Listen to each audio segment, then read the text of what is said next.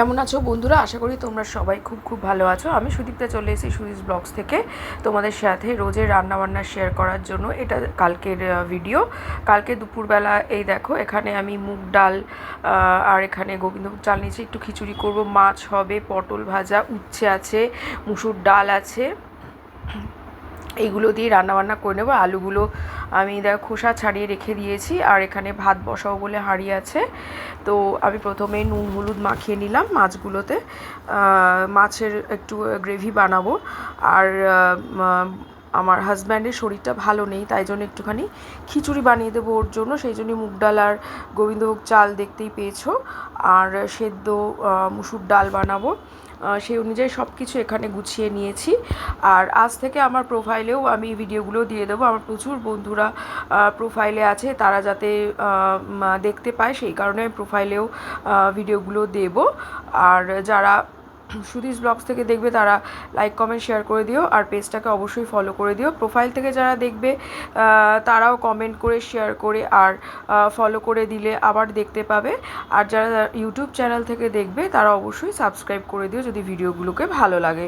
তো এখানে দেখো ভালো করে মুগ ডালটাকে শুকনো খোলায় ভেজে এখানে জলের মধ্যে নুন হলুদ আগে দিয়ে গরম হয়েছে, তারপরে মুগ ডালগুলো সেদ্ধ করতে দিয়ে দিয়েছি। এরমভাবে দুদিন ধরে খিচুড়ি বানাচ্ছি, বেশ সুন্দর হচ্ছিল, টেস্ট হচ্ছিল, তাই জন্য ওই প্রসেসেই বানাচ্ছিলাম। তো এই দেখো আলুগুলো দিয়ে দিয়েছে আলু ভাজার জন্য। এখানে সর্ষের তেলের মধ্যে একটু হলুদ নুন দিয়ে আর একটু শুকনো লঙ্কা কুচি কুচি করে দিয়ে দিয়েছিলাম। আর এখানে গ্রেট করে নিয়েছি আদা আর কাঁচা লঙ্কা। এটা এই মুগ ডাল সেদ্ধ হচ্ছে তার মধ্যে দিয়ে দেবো, কিছু টমেটোও দেবো, দেখতে পাবে আস্তে আস্তে। দেখো এটা দিয়ে দিচ্ছি, নুন দিয়ে দিয়েছি। আর দেখো হলুদ জলে কালারটা কি সুন্দর এসছে। আগের দিন এরমভাবে করেছিলাম, খুব ভালো হয়েছিল খেতে, তাই জন্য আজকেও এই প্রসেসেই করছি। এখানে গোবিন্দভোগ চালটাও দিয়ে দিলাম। এখানে আগে ডালটা দিয়ে দিলাম কারণ ডালটা সেদ্ধ হতে একটু সময় লাগবে, তারপরে টমেটোগুলো দিয়ে দিলাম চাল দেওয়ার পরে। ভালো করে ফুটে ফুটে আস্তে আস্তে হলে বেশ খিচুড়িটা কিন্তু আলাদাই সুন্দর স্বাদ হয়। এখানে আলু ভাজাগুলো তুলে নিচ্ছি, হয়ে গেছে আমার আলু ভাজা। গোল গোল করে আলু ভাজা মাঝে মাঝে বেশ ভালো লাগে, আবার কুচি কুচি করেও আলু ভাজা বানাই। বাটিতে নিয়ে নিলাম। তারপরে এখানে দেখো উচ্ছে আলু চচ্চড়ি বানাবো পেঁয়াজ দিয়ে, সেই জন্য উচ্ছেগুলো কেটে নিয়েছি, আর আলুও সেরকমভাবে কেটে নিয়েছি। মুসুর ডালটা সেদ্ধ করব, সেই কারণে এখানে প্রেশার কুকারের মধ্যে মুসুর ডাল আর এখানে সর্ষের তেল কাঁচা লঙ্কা নুন দিয়ে বসিয়ে দিলাম। এখানে আস্তে আস্তে খিচুড়িটা হচ্ছে। খিচুড়ি হতে একটু সময় লাগে কারণ জায়গাটা আমার ছোট, বড় কড়াই হলে তাড়াতাড়ি হয়ে যেত। একটু আস্তেই সিমে আঁচটা দিয়ে রেখেছি। এবার মাছগুলো ভেজে নিচ্ছি। নুন হলুদ অনেকক্ষণ আগেই মাখিয়ে রেখেছিলাম।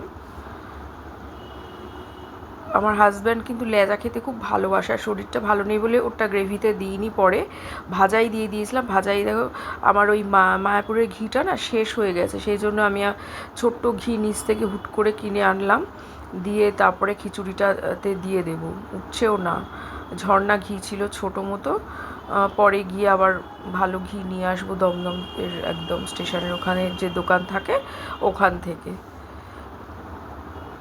এখানে দেখো মাছ ভাজা এক প্রস্থ হয়েছে 2 পিস, আবার 2 পিস দিয়ে দিলাম। এখানে উল্টে পাল্টে দিচ্ছি, ভাজাভাজি চলছে, মাছ ভাজাভাজি। আর মাছ ভাজা খেতে কিন্তু ভীষণ ভালো লাগে।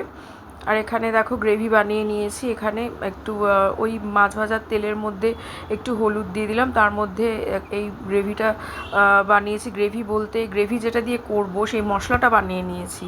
পেঁয়াজ, একটু জিরে, একটুখানি কাঁচা লঙ্কা, টমেটো, আর 2 কোয়া রসুন, আর একটু গোলমরিচ ছিল, ভালো করে পেস্ট করে নিয়েছিলাম। 3 পিস হবে গ্রেভিতে, আর লেজাটা তো ভাজাই দিয়ে দিয়েছি। তো এখানে দেখো করে নিলাম, 2টো দিয়ে দিয়েছি। এটা নরম হয়ে গেলে তুলে নেব, আর একজনের মাছের উপর দিয়ে গ্রেভিটা ছড়িয়ে দেব। এই যে গ্রেভিটা নিয়ে নিচ্ছি, মাছের উপর ছড়িয়ে দেব। নরম হয়ে গেলে একজন আবার মাছ খেতে চায় না, ভাজার উপর দিয়েই একদম কষানো যে গ্রেভিটা সেটা একটু ছড়িয়ে দিলাম। এরকম করে 3 পিস মাছ করে নিলাম। তো হয়ে গেল মাছের এটা। তারপরে দেখছি দেখো মোটামুটি হয়েই গেছে। এবার সম্বর দেব ওপর দিয়ে। ওর মধ্যে কিন্তু সেদ্ধ করার সময় কিন্তু ঘিটি সব দিয়ে দিয়েছিলাম। এখানে সম্বরের মধ্যে সর্ষের তেল, তেজপাতা, এখানে গোটা শুকনো লঙ্কা, আদা বাটা, তারপরে সাদা জিরে, হলুদ, একটু শুকনো লঙ্কা গুঁড়ো ভালো করে নেড়ে ওই খিচুড়িটা সেদ্ধ হয়েছে তার মধ্যে দিয়ে দেব। দিলে কিন্তু ফ্লেভারটা একদম টাটকা টাটকা থাকে আর দারুণ হচ্ছে দুদিন ধরে খিচুড়িটা খেতে। এটা দিয়ে ভালো করে নেড়ে নেব। ব্যাস খিচুড়ি মোটামুটি সুন্দর করে হয়ে গেছে। দেখে বুঝতেই পারছো কালারটা ভীষণ ভালো এসছে। মানে আমি তো একজন খিচুড়ি লাভার, তো আমার মতো কে কে খিচুড়ি খেতে ভালোবাসে অবশ্যই কমেন্ট করে জানিও। খিচুড়ি আমাকে দুবেলা দিলে আমি দুবেলাই খাবো। ভাতটা বসিয়ে দিয়েছি, এখানে উচ্ছে চচ্চড়ি করব, সেই কারণে উচ্ছেটা নিয়ে নিয়েছি, নুন হলুদ মাখিয়ে রেখেছিলাম।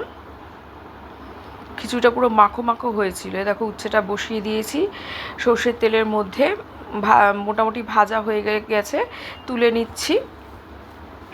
আর একটু তেল দেব, তেল দিয়ে আলুগুলো দিয়ে দেব উচ্ছে চচ্চড়ির জন্য। দিয়ে দিয়েছি আলু, 5 ফোড়ন দিয়েছিলাম প্রথমে, দিয়ে আলু দিয়ে একটু হলুদ দেব, পরে পেঁয়াজ দিয়ে দিলাম। আলুটা মোটামুটি একটু একটু নরম হয়েছে, তারপরেই পেঁয়াজটা দিয়েছি।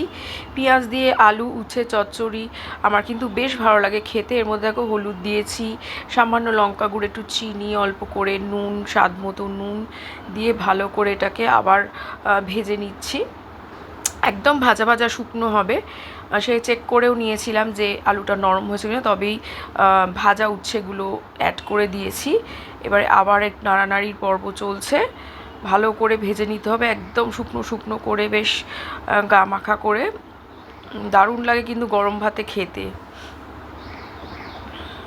পাশে কিন্তু ভাত বসিয়ে দিয়েছি, ভাত ফুটতে শুরু করেছিল। তারপরে এখানে কিছু পটল ছিল, পটল ভাজা করে নেব, কয়েকটা পটল 3-4 পিস মতো ছিল, তো এখানে পটল ভাজা দিয়ে দিচ্ছি।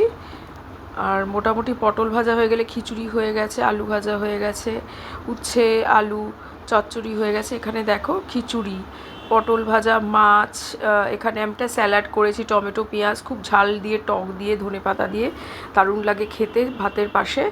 আর পটল ভাজা, এখানে দেখো উচ্ছে চচ্চড়ি, শসা দিয়ে আছে, এখানে গরম গরম ভাত, এই দিয়ে কালকের ডিনার করে নিয়েছিলাম।